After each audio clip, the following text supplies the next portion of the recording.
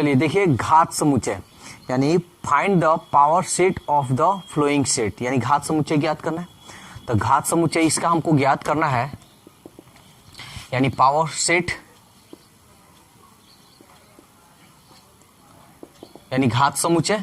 ठीक है, तो कैसे ज्ञात करेंगे? तो सबसे पहले हम तो ये समुच्चय यानी सेट का हम चिन्ह दे देंगे। ठीक है ना, तो सबसे पहले हम रिक्त समुच्चय यानी फाई कोमा क्या है 0, यानी समुच्चय में है तो हम 0 ये समुच्चय में लिखेंगे। ठीक है, यानी समुच्चय से बाहर निकालेंगे। अब तो कुछ है नहीं, तो ये रहा हमारा घात समुच्चय। चलिए क्वेश्चन नंबर 2 देखते हैं। घात समुच्चय निकालना है, पावर सेट। तो निकालते हैं घात समुच्चय, इंग्लिश में पावर सेट। तो सबसे पहले ये समुच्चय का तो चिन्ह दे देंगे यानी सेट का। ठीक है, उसके बाद सबसे पहले रिक्त समुच्चय लिखेंगे। क्लियर? अब उसको अलग अलग कीजिए। तो सबसे पहले एक अलग है तो एक यानी 1 सेट, समझ में आ रहा है? एक समुच्चय हो गया। फिर इसको अलग कीजिए, ये एक साथ है, ये नहीं कि 2 को अलग कीजिएगा, नहीं, ये समुच्चय में है, समुच्चय के अंदर समुच्चय है, सेट के अंदर सेट है। ठीक है, तो ये एक सेट हो गया मेरा, 2 3। अब तो कोई अलग तरीका से लिख नहीं सकते हैं, तो अब जितना है उतना को हम लिखेंगे, यानी 1 सेट 2 3, ये सेट, ये हो गया ना, ये तो हो गया। लेकिन यहां देखिए एक सेट यहां छूट रहा है, यहां पे ये सेट देंगे हम। ठीक है ना,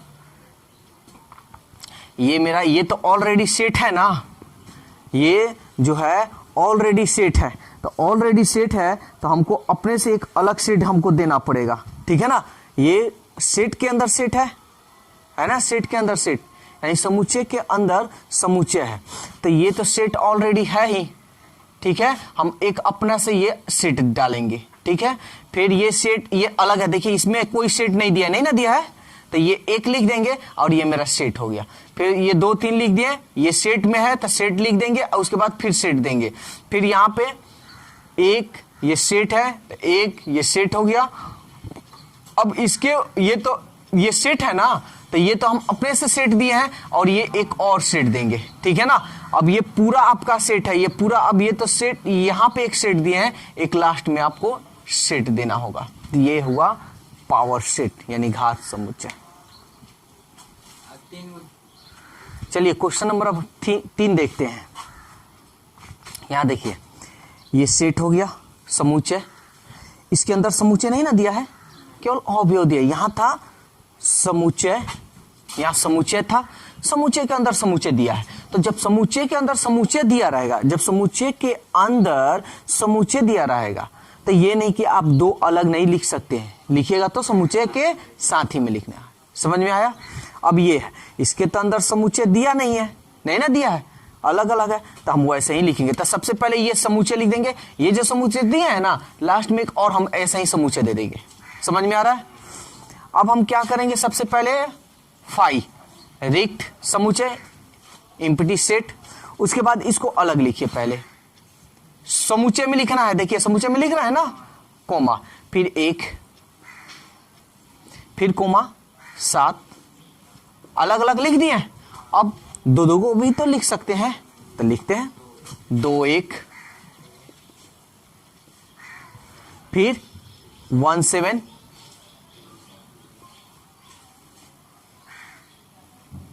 इसको हटा देते हैं, बाद में लिख देंगे 1 7 हो गया, 7 2 हो गया। अब बोलिए अब क्या हो जाएगा, 2 7 हो गया, 7 2 हुआ है। ठीक है ना, तो 7 2 हो गया है, 2 7, तो 7 2 लिखिए या 2 7 लिखिए, बात एक ही होगा। अब इसको किसी तरह लिख सकते हैं, 2 1 हो गया है, 2 7 भी हो गया है, 1 7 भी हो गया है, 1 2 हुआ है क्या, 1 2 भी हो गया, हुआ है यहाँ पे, यानी अब कुछ नहीं होगा। तब क्या लिखेंगे, पूरा लिखेंगे, यानी 2 1 7, तो ये तो हो गया, लेकिन हम ये देखिए इसको तो बंद भी तो करना होगा सेट से, तो ये पूरा हम अपना यहां पे एक सेट देंगे। तो ये हुआ पावर सेट यानी घात समुच्चय।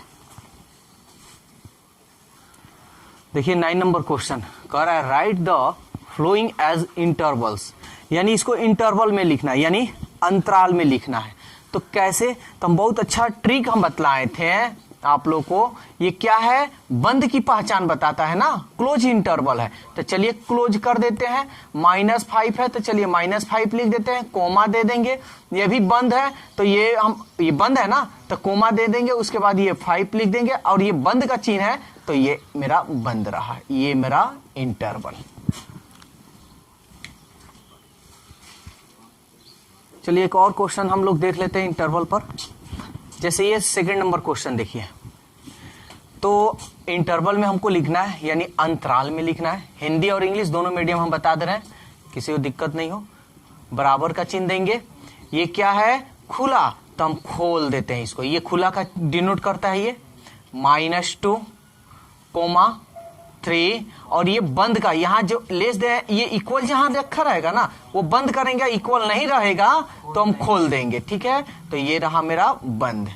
तो आप इसको ऐसे भी लिख सकते हैं, या में इसको खोल भी सकते हैं ऐसे, -2 और 3 ऐसे।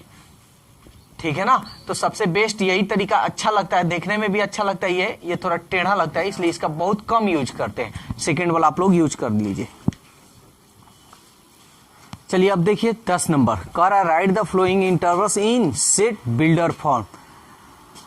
समुच्चय निर्माण में लिखना है, तो बहुत अच्छी तरह से समुच्चय निर्माण लिखना हम आप लोग को बतलाए थे। कैसे, तो ध्यान से समझिएगा। समुच्चय निर्माण में x:x यही ना बताए थे, और ये जो है ये माइनस है, प्लस है, बहुत सारा चीज है, तो कुछ भी हो आप बिलोंग्स टू इसको r कर दीजिएगा। r क्यों, r मतलब होता है रियल नंबर, यानी जितनी संख्या है, यहाँ कुछ भी हो सकता है, रूट में हो सकता है, बिना रूट वाला हो सकता है, कुछ भी, माइनस प्लस कुछ भी हो सकता है, इसलिए आप रियल नंबर यहाँ डिनोट कीजिएगा। ठीक है ना, रियल नंबर में मतलब कुछ भी आ सकता है। ठीक है, अब जो है यहां हम देख रहे हैं ये खुला का चिन्ह है ना, तो माइनस हम 4 लिखेंगे। लेस देन यही तो बताता है कि खुला है कि बंद है। खुला है तो यहां बराबर का चिन्ह नहीं देंगे, फिर x लिखेंगे, ये भी खुला है तो लेस देन, ये 7 है तो 7, और ये हमारा सेट का चिन्ह दे देंगे। ये मेरा रहा सेट बिल्डर फॉर्म। ठीक है ना, चलिए second number question, 3rd number question देखिए। ये क्या कह रहा है, दोनों तरफ है बंद, तो क्या करना है, x:x बिलोंग्स टू r, यानी x का कुछ भी मान हो सकता है, इसलिए रियल नंबर यहां देना है। फिर कोमा हम देंगे 8, ये बंद का चिन्ह है तो लेस देन इक्वल। ठीक है ना, फिर क्या देंगे यहाँ पे x, फिर ये बंद का चिन्ह है तो लेस देन इक्वल, क्या है 17 है यानी 17। ये हमारा सेट हो गया, ये सेट बिल्डर फॉर्म। चलिए ध्यान दीजिए 11 नंबर ऑफ क्वेश्चन। ये क्या कह रहा है, कह रहा है a इक्वल सेट इतना दे दिया है आपका, कह रहा है टेल करेक्ट एंड इनकरेक्ट, यानी करेक्ट और इनकरेक्ट बताइए, एंड गिव रीजन, और रीजन भी बताइए क्यों सही है और क्यों गलत है। यहाँ हिंदी में भी लिख दिया सत्य और असत्य बताएं, और कारण भी बताएं कि सही है तो क्यों, गलत है तो क्यों। चलिए तो सबसे पहले हम पहला ये नंबर देखते हैं।